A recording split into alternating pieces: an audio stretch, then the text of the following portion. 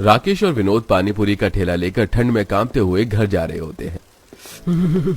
पिताजी, जब से ठंड आई है हमारी पानी पूरी तो बिकनी ही बंद हो गई। मैं तो कहता हूँ अब हम शहर चलते हैं। जब तक ठंड रहेगी हम शहर में ही रहकर काम करेंगे। हाँ, सही बोल रहा है तू। एक बार घर में भी बात कर लेते हैं। विनोद और राकेश ठेला लेकर अपने घर जाते हैं और शहर जाने की बात करते हैं। पर आप दोनों इस ठंड में शहर चले गए तो हम लोगों का क्या होगा? आप ही दोनों तो हैं जो घर संभाल रहे हैं। मैं तो कहती हूँ शहर जाना बेवकूफी है। यहीं रहकर जो काम कर रहे हैं वही काम कीजिए ना। वैसे भी अगले साल ठंड में हमारी बेटी की शादी भी है, पैसे भी जोड़ने हैं। शादी के लिए पैसे जोड़ने हैं, इसीलिए तो शहर जा रहे हैं। ठंड में पानी पूरी नहीं बिकती और शहर जाएंगे तो 2 पैसे हम ज्यादा ही कमाएंगे। विनोद और राकेश के समझाने पर शांति और नेहा उन्हें शहर जाने की परमिशन दे देती हैं और 2 दिन बाद राकेश और विनोद शहर कमाने के लिए चले जाते हैं। इसी तरह 1 हफ्ता बीत जाता है और 1 दिन। पिताजी, शहर में तो और भी ज्यादा ठंड है और हमें नौकरी भी नहीं मिली। सारी सेविंग्स भी खत्म हो रही हैं। अरे बेटा, इतनी जल्दी हार नहीं मानते। जहां एक तरफ शहर में नौकरी न मिलने की वजह से विनोद और राकेश परेशान थे, तो वहीं घर की आर्थिक स्थिति भी बिगड़ती जा रही थी। और इसी बीच गोलू अपनी माँ और दादी से पानी पूरी खाने की जिद करता है। माँ, कितने दिन हो गए मैंने अपनी पूरी नहीं खाई। आज पानी पूरी थोड़ी सी बना दो ना मेरे लिए।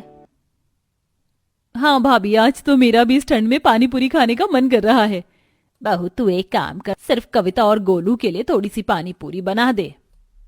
शांति के कहने पर नेहा गोलू और कविता के लिए थोड़ी सी पानी पूरी बनाती हैं, जिसे खाकर कांपते हुए गोलू अपनी माँ से कहता है, माँ, ये गरम गरम पूरी तो बहुत अच्छी लग रही है, पर पानी बहुत ठंडा है। हम जैसे पानी गरम करके पीते हैं वैसे ये मसाले वाला थोड़ा सा पानी गरम कर दो ना। गोलू, पानी पूरी की पानी ठंडा ही होता है।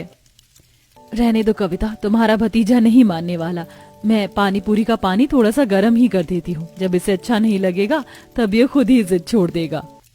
गोलू की जिद करने पर नेहा थोड़ा सा पानी पूरी का पानी गर्म कर देती है और ताजा ताजा पूरी निकाल कर गर्म पानी से गोलू को खाने के लिए देती है, जिसे खाकर गोलू को बहुत अच्छा लगता है।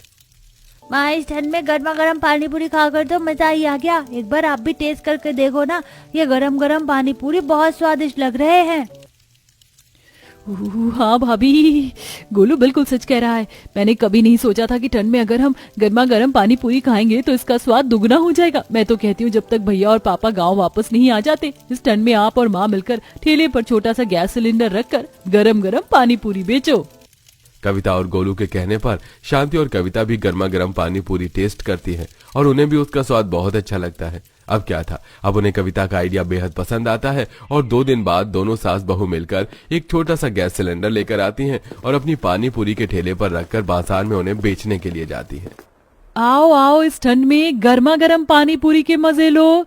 ये मैं क्या सुन रही हूँ, ठंड में गर्मा गर्म पानी पूरी? हाँ बेटा, तुम बिल्कुल सही सुन रही हो। हम तुम्हारी आंखों के सामने तुम्हें पूरियां तल कर देंगे और ये पानी हमने गैस पर रखा है जो हल्का हल्का गर्म है। इसे खाने से तुम्हें बिल्कुल ठंड नहीं लगेगी।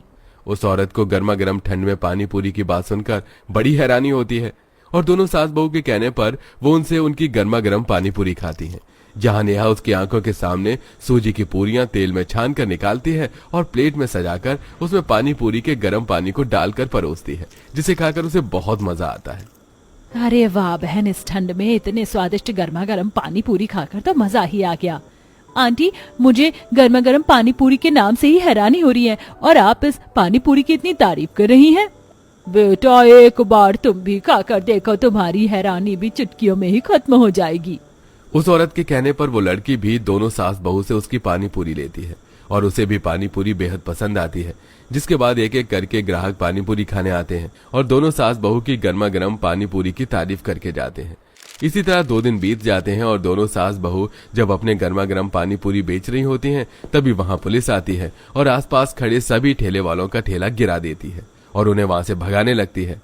इंस्पेक्टर, ये आप क्या कर रहे हैं? क्यों इतनी ठंड में हमारी रोजी रोटी पर लात मार रहे हैं? यहाँ से नेता की रैली निकलने वाली है और तुम रास्ते पर पानी पूरी का ठेला लगाकर खड़ी हो। रास्ता खाली करो, 1 हफ्ते तक यहाँ कोई ठेला नहीं लगाएगा। माँ जी, रहने दीजिए, इनसे विनती करने का कोई फायदा नहीं। अब से हम यहाँ पर पानी पूरी का ठेला लगाएंगे ही नहीं, हम रोड के दूसरी तरफ लगाएंगे। नेहा पुलिस वाले के सामने ही उसे चुनौती दे देती है और अगले दिन दोनों सास बहू रोड के दूसरी साइड में पानी पूरी का ठेला लगाती हैं और वहां ठेला लगाते ही ग्राहकों की भीड़ जमा हो जाती है।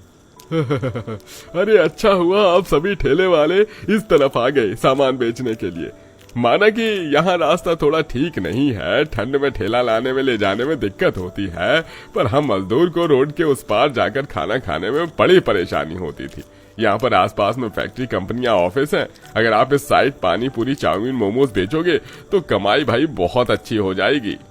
हाँ भैया, सही कहा आपने। वैसे आपके लिए कितने प्लेट पानी पूरी लगा दूं? वैसे आज से पहले मैंने कभी भी गर्मा गर्म पानी पूरी नहीं खाई, पर इसकी खुशबू भी बहुत लाजवाब है, इसलिए अभी आप सिर्फ मुझे एक ही प्लेट देना, अगर अच्छी लगी तो दोबारा ले लूंगा। इस तरह वो आदमी एक प्लेट पानी पूरी खाता है। उसे वो पानी पूरी इतनी अच्छी लगती है कि वो अपनी फैक्ट्री में जाकर अपने सभी मजदूरों को दोनों गरीब सास बहू की पानी पूरी के बारे में बताता है। समय यूं ही बीतता है और अब दोनों सास बहू के ठेले पर काफी भीड़ रहने लगती है।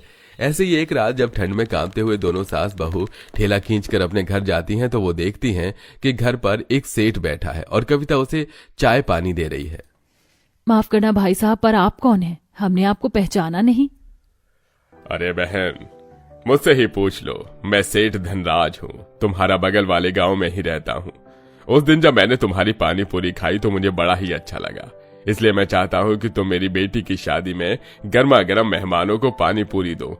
बदले में तुम्हें तुम्हारी एक दिन की दिहाड़ी और मेहनत के पैसे मिल जाएंगे, पूरे 60,000 रुपए। इतनी बड़ी अपॉर्चुनिटी खुद आशा और नेहा के घर चलकर आती है, इसलिए वो इस अपॉर्चुनिटी को अपना लेते हैं। अब इसी तरह कुछ दिन बीत जाते हैं और दोनों सास बहू सेठ की बेटी की शादी में आए मेहमानों को गर्मा गर्म पानी पूरी सर्व करती हैं। ठंड में अगर इस तरह गर्मा गर्म पानी पूरी रोज खाने को मिल जाए तो मजा ही आ जाए। मैंने कभी सोचा नहीं था कि ठंड में गर्मा गर्म पानी पूरी इतनी स्वादिष्ट हो सकती हैं। भैया, अगर आपने पानी पूरी खा ली तो काउंटर छोड़ दो ना, मुझे भी खाना है। बैंक्वेट में काफी बड़े बड़े लोग आए थे जो उनके हाथों की गर्मा गर्म पानी पूरी खाकर मदहोश हो जाते हैं। इसी तरह कुछ महीने बीत जाते हैं और दोनों सास बहू के पास बाहर से काम आने लगता है, जिस वजह से वो अपना ठेला हटाकर अपनी छोटी सी दुकान खोल लेते हैं और अपने पतियों को फोन करके गांव में बुला लेते हैं। अब विनोद और राकेश अपनी दुकान संभालते हैं। अरे भैया, तुम्हारे पास तो लाइन ही नहीं खत्म हो रही। हम आपके पास खड़े होकर पानी पूरी खाना पड़ेगा या आप हमारी टेबल पर ही गर्मा गर्म पानी पूरी लगा दोगे? भैया, हम तो टोकन के हिसाब से पानी पूरी बेचते हैं। इनका नंबर जब खत्म हो जाए तो आप यहाँ आ जाना अपनी फैमिली के साथ। इस तरह दुकान के अंदर राकेश और विनोद बैठकर अपना पानी पूरी का काम करते हैं, तो वहीं दोनों सास बहू बड़े बड़े लोगों से मिलकर पानी पूरी का ऑर्डर लेती हैं और इस तरह दोनों सास बहू गरीब गर्मा गर्म पानी पूरी सास बहू के नाम से फेमस हो जाती हैं। देखते ही देखते 1 साल बीत जाता है और कविता का शादी का दिन आ जाता है। अरे भैया, इस जगह पर मैं अपनी गर्मा गर्म पानी पूरी लगाऊंगी। इस तरह ठंड में मेहमान आते ही होंगे, अगर उन्हें मेरे हाथों की पानी पूरी खाने को नहीं मिली तो वो निराश हो जाएंगे। नेहा बहू, अब तो तू करोड़पति हो गई है, गांव में सबसे अमीर औरत। तुम दोनों सास बहू के रूप में फेमस हो गई हो, बड़े बड़े काम लेती हो। मुझे थोड़े से पैसे उधार दे दो ताकि मेरा बेटा भी तुम्हारी तरह कुछ छोटा मोटा बिजनेस कर सके। क्यों नहीं अम्मा, पर बदले में आपको मुझे आशीर्वाद देना होगा। आज मेरी नंद की शादी है और मैं चाहती हूँ इस शादी में आए सभी अमीर लोग मेरी पानी पूरी टेस्ट करें और मैं अपना गर्मा गर्म पानी पूरी का बिजनेस ना सिर्फ अपने देश में बल्कि अपने इस काम को विदेश में भी चला सकूं।